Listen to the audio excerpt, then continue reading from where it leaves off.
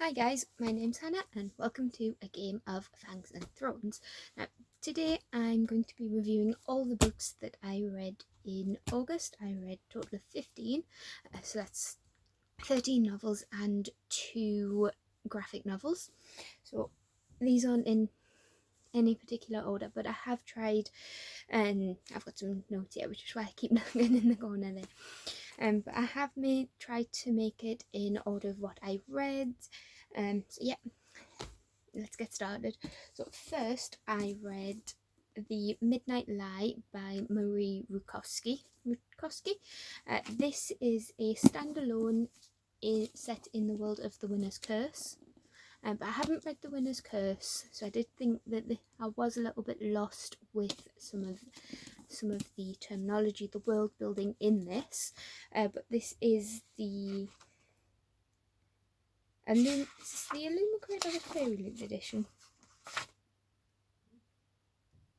I'm not sure, but either way, we follow Niram, who meets Sid, and this is female romance, but it's so beautifully done. And at first you almost don't realize that Sid herself is female. She presents in a androgynous way at first, and then it is because they meet in a prison cell.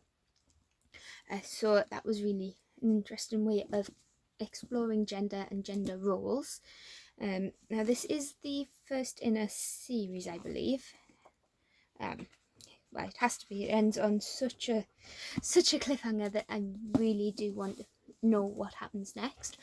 So I rate this one, I think I rated it about a 3 or a 4. Probably would have been higher if the magic system was explained a little bit more, if there was a little bit more world building, because this was built as a separate standalone rather than a standalone in an already built up world. So then we read The Handmaid's Tale. Don't really need me to tell you about this one.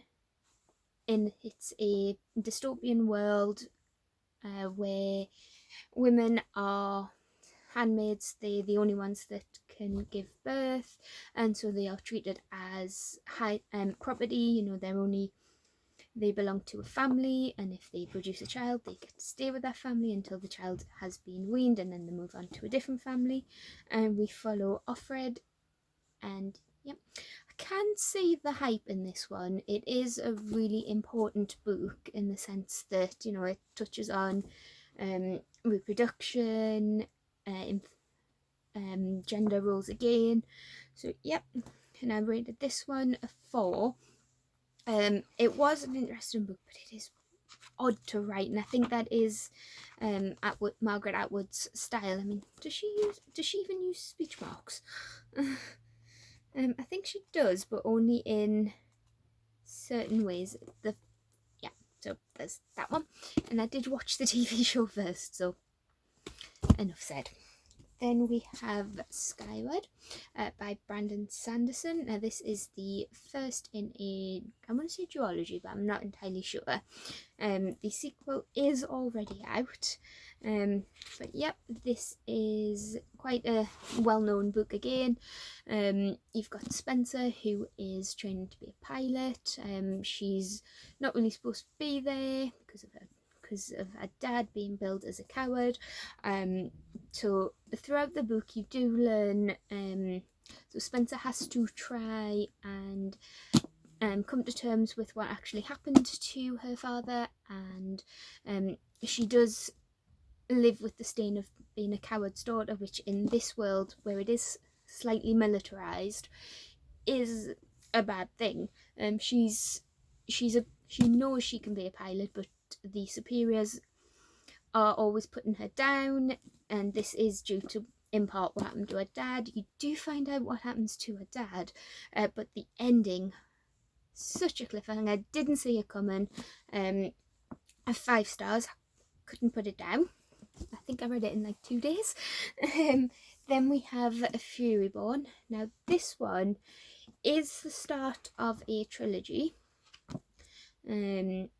Two opposing timelines. You've got one with Rachelle, who is found out to be this Sun Queen, prophesied to either make or break the world. And then 1000 years later you follow Ileana. Now at the moment, unless I've missed something, it isn't clear entirely who Ileana is in relation to Queen Rachelle. But yeah, I think I rated this one 4. There were some bits that were confusing, but I'm hoping that in the sequel Kingsbane, and I know Lightbringer? Or yeah, Lightbringer is coming out soon.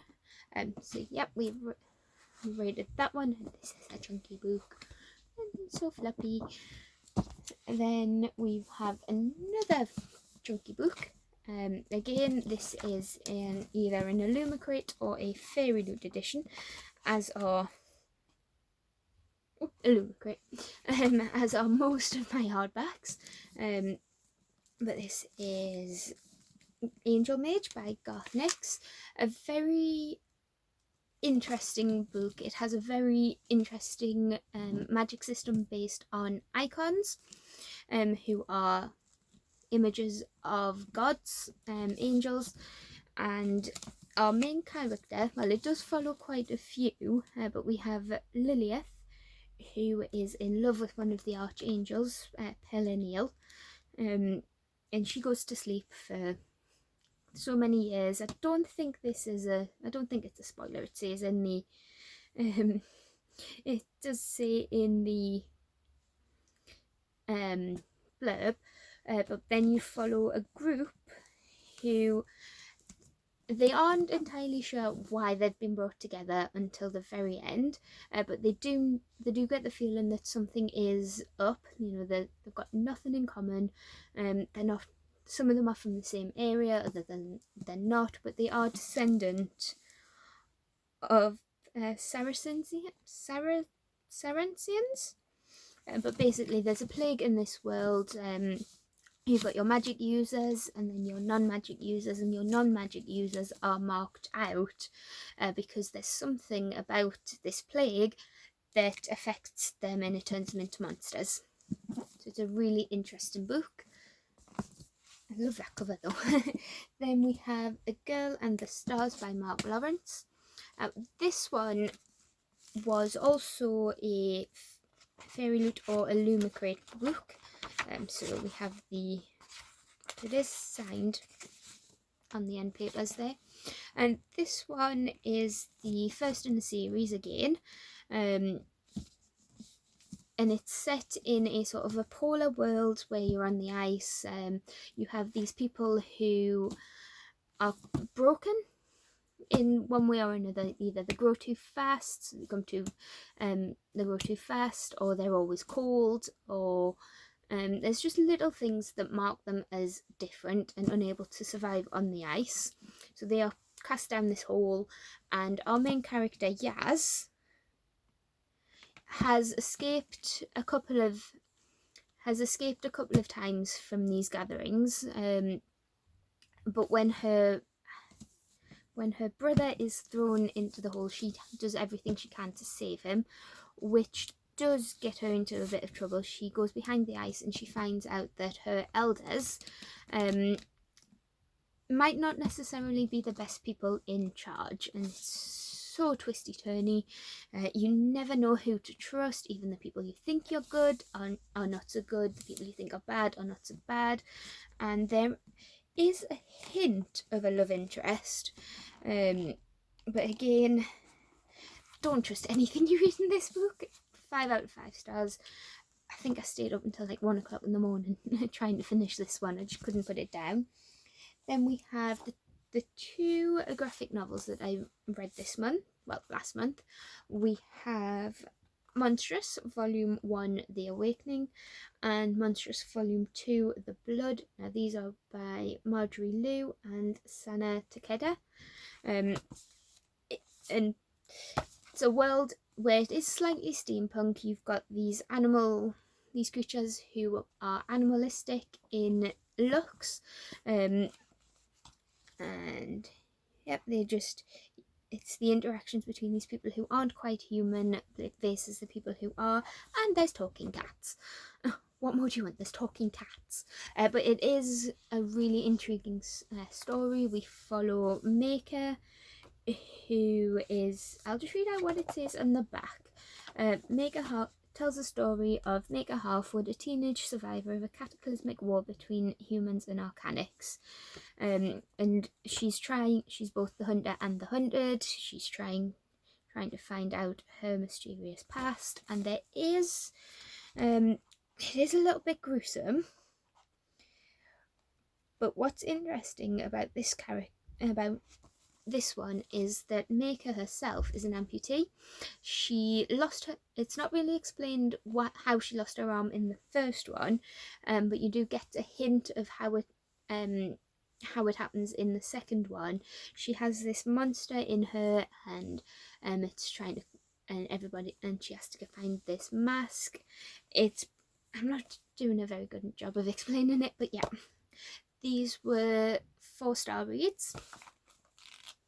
Then I read volumes 2 through 6 of Vampire Academy. So we've got Frostbite, which is number 2, Shadow Kiss, Blood Promise, Spirit Bound, and Last Sacrifice. And I'm sure everybody on BookTube has read or at least heard of Vampire Academy. They've been around a while, and I would say they are one of the original vampire YA books. But in Vampire Academy, the first book, we meet Rose and Lissa. Rose is a guardian of Lissa. Lissa is a Maroi vampire, and in this world you have your Maroi and your Strigoi. Maroi are living vampires. They have a connection to the magical elements, and Strigoi don't, and they are your typical vampire. No humanity, no soul, that kind of thing. So in the start of the books, we meet Rose and Lissa. They're still at school, and you follow teenage drama, things like that. But as the books progress, it does definitely get darker. It deals with grief, death, romance, heartbreak, betrayal, and most of them I did rate 5 out of 5 stars. They are a bit of a guilty pleasure, but Spirit Bound I didn't really like.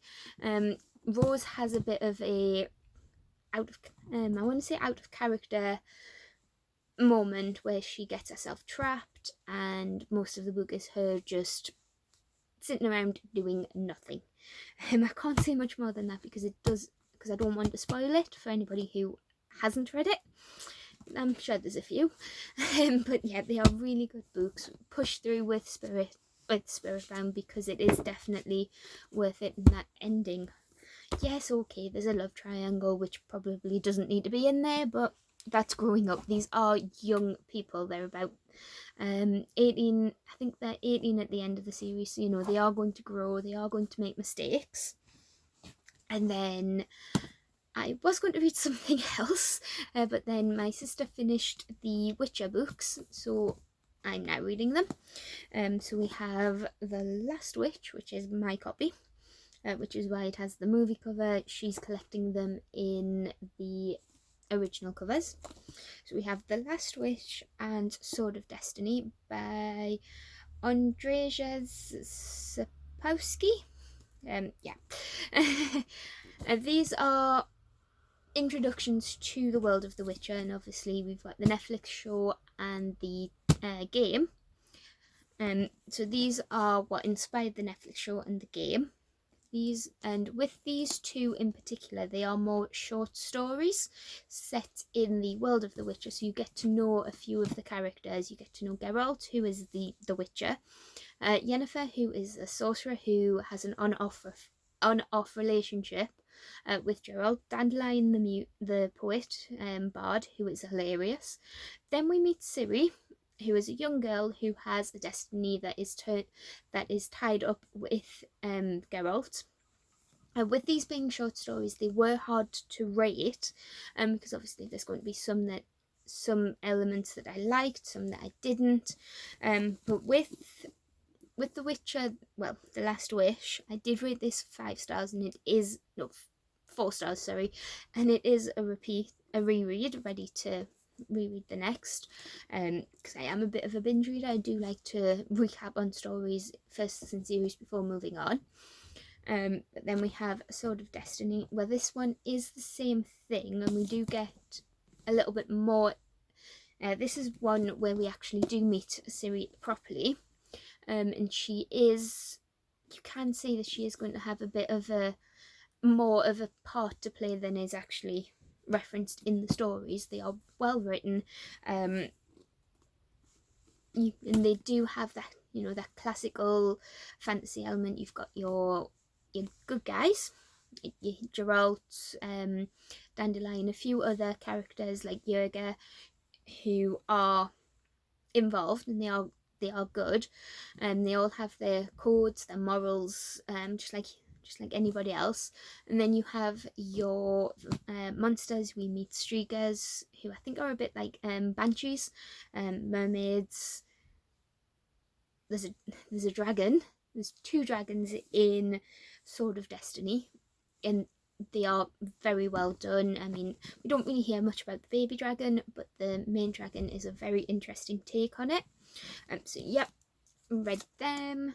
So that's that. So I do think I've had a good reading month. Chat to me down below if you've read these books, and let me know what you think. I'll see you next time. Bye.